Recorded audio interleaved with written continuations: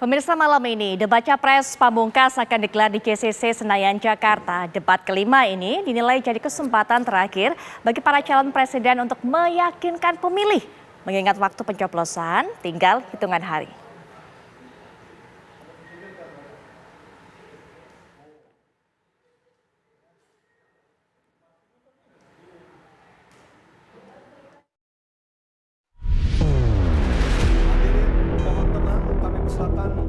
Debat Capres-Cawapres edisi kelima dan yang terakhir akan digelar malam ini Minggu 4 Februari 2024. Penampilan ketiga kandidat dalam debat Pamungkas tentu ditunggu-tunggu publik. Pada debat terakhir ini calon presiden akan beradu gagasan membahas 8 tema, yaitu kesejahteraan sosial, kebudayaan, pendidikan, teknologi informasi, kesehatan, ketenaga kerjaan, sumber daya manusia, dan inklusi. Debat kelima ini dinilai jadi kesempatan terakhir bagi para calon presiden untuk meyakinkan para pemilih, mengingat waktu pencoblosan tinggal hitungan hari. Capres nomor urut 1 Anies Baswedan dan Capres nomor urut 3 Ganjar Pranowo diprediksi akan menonjolkan pengalaman sebagai kepala daerah dalam mengatasi masalah kesejahteraan sosial. Sedangkan Capres nomor urut 2 Prabowo Subianto akan memberikan penampilan berbeda dan terbaik di hadapan publik. Merujuk debat Capres sebelumnya, mereka sama-sama berani menyerang. Akankah debat Pamungkas kembali memanas dan akan terjadi saling serang oleh para paslon di forum debat? Apakah visi misi ketiganya bisa dijelaskan detail di debat kali ini? Tim TV One mengabarkan. Ini debat Pamungkas, ini debat terakhir, klimaks. Ini merupakan kesempatan terakhir bagi para calon presiden untuk bisa menyampaikan idenya, gagasannya, visi misi sesuai dengan tema yang akan disampaikan, meyakinkan masyarakat, para pemilih, sehingga kemudian nanti pada saat 14 Februari menuju TPS akan mencoblos jagoan mereka masing-masing. Bagaimana upaya mereka? Karena yang paling penting bukan hanya masalah ide yang disampaikan, bukan hanya masalah konten, tapi bagaimana cara menyampaikan ide, menyampaikan gagasan tersebut. Ada gaya-gaya yang menjadi ciri khas. Apakah kemudian akan bermain, apakah akan menunjukkan gaya menyerang ofensif, atau seperti yang sudah sempat saya singgung di awal, menunggu momentum seperti mesin diesel ketika kemudian di tengah mendapatkan kesempatan yang pas langsung gaspol. Kita akan lihat, kita akan intip dan juga dapatkan kisi-kisi gaya apa nanti akan diperagakan, ditunjukkan, dipamerkan oleh masing-masing calon presiden melalui juru bicara mereka yang sudah kita undang dalam program ini, bergabung bersama saya di studio ataupun juga terlibat perbincangan secara daring. Sudah bersama saya memang ini perwakilan dari pasangan 1 dan 3, tapi memang saya perkenalkan yang memisahkan mereka terlebih dahulu. Pengamat komunikasi politik. Kalau kita kan bilangnya jangan ada dusta di antara kita. Iya, bukan dusta. Ini Bang Effendi Ghazali yang memang harus ada di antara masing-masing juru bicara. Bang Effendi Ghazali, selamat pagi menjelang siang. Ya, menuju debat Pamungkas. Selamat Betul pagi. Sekali. Ya, mudah-mudahan tetap bisa mengamati sambil menjaga jarak. Walaupun sebetulnya baik Dhanil yang sudah ada bersama dengan kita maupun kedua ini sahabat lama puluhan tahun. Pastinya. Puluhan tahun. Iya. Baik. Nah, di samping kanan kiri Bang Effendi Ghazali, ini memang kita sudah lihat satu persatu, tapi saya juga akan perkenalkan kepada Anda, pemirsa, yang ada bersama saya juga juru bicara Timnas dari pasangan nomor 1, Pak Anies dan juga Pak Muhaimin, yaitu Bang Syahganda Nainggolan. Selamat pagi, Bang Syahganda. Selamat pagi, Assalamualaikum warahmatullahi wabarakatuh. Waalaikumsalam warahmatullahi wabarakatuh. Yang berikutnya juga, beliau merupakan juru bicara TPN, Ganjar Mahfud, pasangan nomor 3. Saya sudah lama tidak berjumpa, waktu tadi datang saya kaget agak pangling, mau saya panggil Abang Jampang. Tapi bukan, Bang Miftah Sabri. Bang Miftah, selamat pagi. Assalamualaikum warahmatullahi wabarakatuh. Salam metal, menang total. Baik, dan juga bergabung secara daring dengan kita. Beliau merupakan Wakil Direktur Juru Bicara TKN Prabowo Gibran, pasangan nomor 2, Bang Dhanil Anzar Simanjuntak. Assalamualaikum warahmatullahi wabarakatuh. Selamat pagi, Bang Dhanil. Assalamualaikum Mbak Putri, Bang Effendi, Bang Syahganda, semuanya kayaknya orang-orang Prabowo itu. Mantan. Baik, sudah ada kick awal dari Bang Daniel, tapi Udah menggambarkan gambaran debat kayaknya ini. Nah, ini Langsung dia, serang di menit pertama. Sudah nih, mulai Daniel. panas dari sesi ini. Baik, Bang Syahganda, kalau tadi sempat saya singgung, yang penting untuk masyarakat ternyata, tadi kami juga sudah dengarkan, ini pandangan dari analisa baik di media sosial maupun juga elektabilitas yang melakukan survei. Penting loh, bukan hanya kontennya, tapi cara menyampaikan yang dilakukan oleh masing-masing capres. Dari indikator tadi menyampaikan ternyata masyarakat kurang suka dengan gaya yang begitu ofensif, gaya menyerang. Apakah gimmick seperti ini, gaya menyerang seperti ini akan kembali diperagakan oleh Pak Anies Baswedan? Ya, terima kasih. Saya pikir kan malam ini debatnya itu debat yang kalau diambil satu garis itu disebut sebagai social development atau human development. Ya, jadi orang yang paling ahli di sini adalah Pak Anies Baswedan karena baik sekolah ya, dari sekolah dan pengalaman. Ya, jadi sekolahnya itu dari awal sudah di bidang itu, baik di ekonomi, kemudian ekonomi pembangunan, kemudian manajemen publik ya di Maryland University Amerika Serikat, kemudian pulang menjadi Menteri Pendidikan, artinya debat hari ini ada di situ. Masuk lagi Gubernur DKI juga melakukan praktek-praktek apa yang dia sekolahkan itu. Ditambah Pak Muhaimin yang dia adalah ilmu kesejahteraan sosial atau sosiatri di UGM. Jadi dalam konteks social development atau human development ini, dalam berdialog, ini dia tidak omon-omon.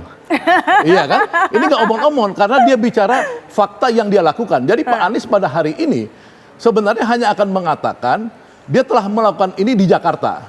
Apa itu di Jakarta? Di Jakarta itu pada saat Pak Anies itu memimpin terakhir itu namanya produk domestik regional brutonya itu 3.000 lebih. Ya, pada saat bersamaan Pak Ganjar yang punya pengalaman juga di Jawa Tengah itu 1.000 triliun lebih. Ya, kemudian Pak Prabowo tidak punya pengalaman dalam mengelola sebuah kawasan yang bisa mempraktekkan human development atau social development.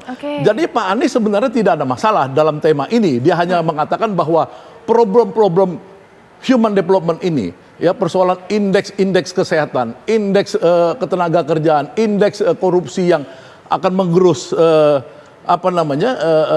kepercayaan publik terhadap manajemen pemerintah dan lain sudah diberitahu Pak Anies melalui bukti dan fakta. Bagaimana Pak Anies mengurus lansia, bagaimana Pak Anies bahkan seluruh puskesmas di Jakarta ini diberikan Pak Anies itu psikolog untuk mengobati orang-orang yang sakit jiwa yang makin lama makin banyak di Indonesia ini.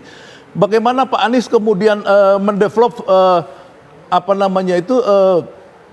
sekolah, ya sekolah-sekolah itu, bahkan sekolah itu variasinya luar biasa. Ketika misalkan pasangan 02 menjanjikan makanan gratis, Pak Anies sudah melakukan di Jakarta, ya 200.000 makanan gratis untuk para siswa-siswa udah. Bahkan Pak Anies di pendidikan itu dia membuat sekolah zero emission, net zero school.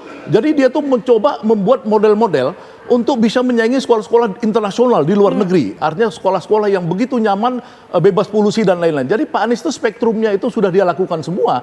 Jadi pada malam hari ini insya Allah ya Pak Anies itu berpikir tentang human development, bagaimana menjadikan manusia Indonesia bukan menjadi pengemis BLT, ya dipolitisasi bansos dan lain-lain. Tapi Pak Anies mengajarkan tentang bagaimana negara ini berbuat secara bagus. Contoh misalkan Pak Anies ketika memberikan bansos, dia stempel bansos itu ini punya negara, bukan punya presiden, bukan punya Pak Gubernur, misalnya seperti itu. Itu kan moralitas. Ya, dari dalam social development ini, ya ilmu social development, kebetulan saya sama beliau, saya doktornya di bidang itu, saya doktornya di bidang social development. Saya tahu persis bahwa di sini masalah etika sangat penting, masalah moral. Kenapa? Satu, kita tidak boleh misalkan berpikir tentang bagaimana orang miskin ketika kita sangat kaya raya. Ketika kita punya 500.000 hektar lahan, bagaimana kita tiba-tiba bilang, orang miskin, saya mau mengurus Anda. Saya seorang kapitalis, Anda orang miskin, saya mau mengurus Anda. Ini betul-betul prinsipnya pasti charity. Itu dilarang dalam konsep-konsep social development. Yang kedua, soal etika, misalkan menjaga lingkungan. Dalam proses sustainable development ini bagian dari social development tadi, tidak boleh merusak hutan. Jangan seperti food estate misalkan, dirusak hutan-hutan itu. Nggak mungkin bisa menciptakan yang namanya social development ini sesuai dengan cita-cita dari SDGs. Ya, tahu SDGs itu yang diakuin oleh PBB sebagai Sustainable Development Goals. Nggak bisa merusak hutan. Jadi etika dan moralitas tetap sama sebagai inti daripada persoalan diskusi nanti. Nah, insya Allah persoalan etika ini mungkin muncul lagi nanti malam. Coba jangan-jangan Pak Prabowo yang ketakutan dari nilai 11 dari nilai 0 ini. Hati-hati. Terima kasih. Baik Pak Syahganda. Bang Daniel, itu kata Pak Syahganda. Jangan-jangan Pak Prabowo ketakutan. Karena kalau tadi dikatakan kalau Pak Anies udah bukan omon-omon, sudah ada bukti nyata, sudah ada hasil kerja. Tapi kemudian Pak Prabowo dinilai oleh Bang Syahganda ini masih belum punya track record, belum punya hasil kerja nyata mengenai human development, kemudian juga mengenai social development. Bang Daniel. Ya, pertama tentu pada debat nanti Pak Prabowo akan fokus deliver semua gagasan dan ide beliau selama ini. Tentu juga rekam jejak beliau terkait dengan isu-isu kesejahteraan sosial, kemudian kesehatan, kemudian pendidikan, teknologi, dan sebagainya, termasuk inklusi. Jadi tema-tema ini sebenarnya semuanya engage dengan Pak Prabowo. Jadi uniknya kan Pak Prabowo betul tidak bersekolah terkait dengan itu.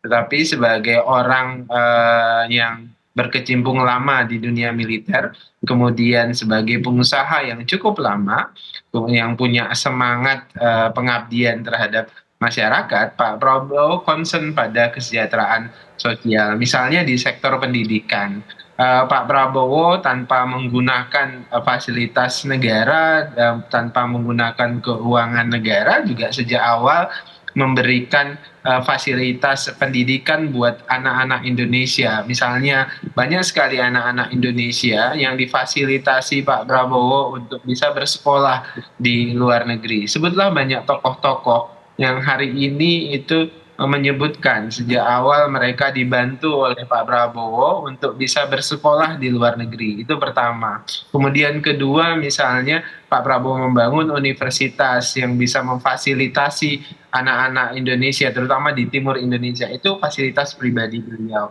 Kemudian Pak Prabowo misalnya memulai membangun klinik dan rumah sakit yang gratis untuk warga di sekitar Bogor dan sebagainya. Nah, itu beliau lakukan secara maksimal sebagai bentuk kesadaran beliau pentingnya kesejahteraan sosial, pentingnya kesehatan, dan pentingnya pendidikan. Itu dalam konteks pribadi, individual. Jadi konteks pribadi dan individu ini penting karena ini akan mempengaruhi kebijakan yang dilahirkan oleh Pak Prabowo, karena ini terkait dengan komitmen. Nah, kemudian yang kedua, dari sisi kebijakan, misalnya Pak Prabowo ketika menjadi Menteri Pertahanan, justru salah satu concern beliau adalah pengembangan sumber daya manusia. Concern beliau, kami menyebutnya misalnya kalau di pertahanan itu adalah nirmiliter. Concern pada pengembangan sumber daya manusia, pengembangan pendidikan dan kesehatan. Mbak Putri, ketika COVID melanda Indonesia dan alhamdulillah kita bisa keluar dengan baik dari COVID tersebut, salah satu peran maksimal dari Kemhan, dari TNI itu terasa maksimal. Nah, berangkat dari situ, kemudian muncul kesadaran futuristik yang dimulai oleh Pak Menhan, Pak Prabowo dalam hal ini. Pak Prabowo kemudian memulai Universitas Pertahanan yang sudah dibangun oleh Pak SBY dulu, yang menyediakan S2 dan S3. Nah, kemudian beliau membuka program S1.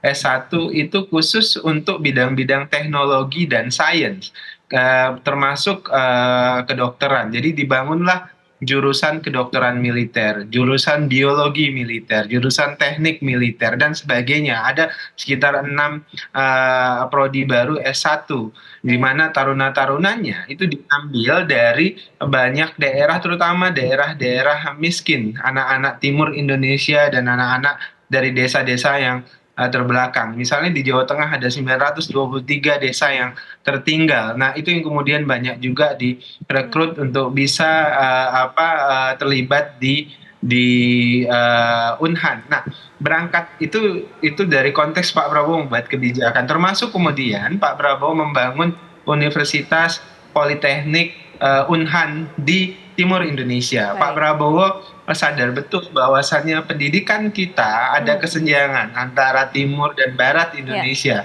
Oleh sebab itu revitalisasi pendidikan di Timur Indonesia itu sudah dilaksanakan oleh Pak Prabowo melalui Kementerian Pertahanan, karena ada kita punya Universitas Pertahanan, termasuk kesehatan, Mbak. Jadi lebih dari ratusan rumah sakit yang didorong oleh Pak Prabowo, terutama rumah sakit militer. Begitu, Mbak. Sampai di situ Bang Daniel, sudah ada bukti-bukti yang disampaikan oleh Bang Daniel, nanti mungkin bisa diberikan pandangan juga Bang Syahganda, Bang Ege. Tapi Bang Miftah, bagaimana kemudian Pak Ganjar ini? Karena kalau saya dengarkan juga Pak Ganjar, termasuk juga tim suksesnya juga juru bicaranya mengatakan di depan media, kalau tema yang ini mah makanannya Pak Ganjar nih. Silakan Bang Miftah. Baik, pertama begini Mbak Putri, Mas Ganjar itu adalah anggota DPR 2 periode, gubernur 10 tahun. Di DPR memformulasi kebijakan. Banyak hal yang sudah pengalaman beliau bahas. Di gubernur ini mengurusi orang banyak. Dan beda lagi nih dengan DKI. Di DKI Mas Anies wali kota anak buahnya. Mas Ganjar wali kota bupati mesti bermitra dengan kekuatan politik yang berbeda-beda. Dalam hal pengalaman mengurus orang banyak dengan segala kompleksitasnya, Mas Ganjar kami pikir sudah leading.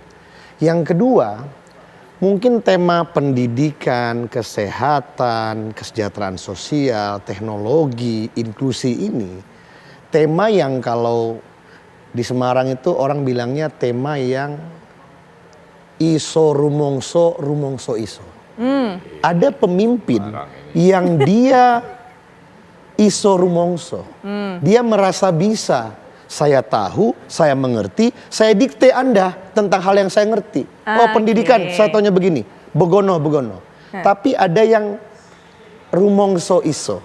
Dia iso rumongso iso. Dia memang bisa merasa. Nah, Mas Ganjar dan Prof Mahfud adalah orang yang memang sudah mengalami kusut masai dari bawah kehidupan ini. Sebagai orang dari bawah, Mas Ganjar mengalami, Mbak Atiko, sekarang ada Adinda Alam, orang yang mengalami mobilitas vertikal itu karena pendidikan. Mas Ganjar belajar dari anak perwira perwira menengah biasa, perwira awal biasa gitu, hanya anak seorang peltu. Sekolah, ibunya hidup susah, dia harus jualan bensin. Dengan sekolah dia menjadi Ganjar yang seperti sekarang ini. Sehingga dengan menjadi pemimpin, dia sudah mengalami kehidupan susah dan elevasi karena pendidikan ini. Pak Mahfud juga sama. Orang yang dari bawah, hanya putra seorang camat di Madura, kemudian pendidikan. Sehingga Pak Mahfud yang ada seperti sekarang ini. Sehingga dalam pengalaman hidup ini, dalam memformulasi kebijakan terkait ini, beliau alhamdulillahnya tidak menjadi orang yang merasa tahu harus membuat kebijakan ini, kebijakan itu. Kebijakan yang dirumuskan oleh Mas Ganjar dan Prof Mahfud clear. Kebijakan dari bawah, mendengarkan rakyat. Rakyat maunya apa? Di Jawa Tengah. Karena mendengarkan rakyat, belusukan, terbukti. Selama 2 periode, angka pengangguran terbuka itu menurun dari 6,01 ke 5,24. Kemudian juga misalnya dalam hal lapangan pekerjaan, Mas Ganjar ratusan kali bertemu dengan serikat pekerja, buruh. Untuk apa? Bagaimana ini? Upah minimum yang baik untuk Jawa Tengah. Mendengarkan bupati, kelas menengah, pengusaha. 2,6 kali peningkatan daripada upah minimum provinsi dalam beliau memimpin. Terakhir misalnya juga kalau kita melihat inklusi ya. Pengalaman pribadi juga. Bagaimana Mas Ganjar, Mbak Atiko sebagai pasangan muda. Mas Ganjar memulai karir politik di DPR. Mbak Atiko tuh PNS di DKI. Sekolah S2 ke Jepang dengan beasiswa. Ini anak mesti dititip di mana. Akhirnya ketika beliau memimpin jabatan yang harus melayani masyarakat. Pengalaman hidup itu Mbak. Membuat beliau menjadi pemimpin yang lebih berempati. Sehingga gak salah kalau pendukungnya mengatakan presiden rakyat itu ya Mas Ganjar. Kita sedang mencari presiden rakyat, bukan presiden pejabat atau presiden konglomerat. Oke, Kira-kira begitu. Bang Ege, masing-masing sudah klaim. Kalau soal tema ini makalahnya masing-masing begitu kan. Ada yang sudah melakukan sesuai etika, ada yang juga sudah mengaku atau mengklaim melakukan begitu banyak hal. Ada juga yang mengatakan bahwa sudah ditempa oleh pengalaman hidup. Tapi nanti Bang Ege bisa berikan pandangan setelah jeda berikut ini, kami segera kembali.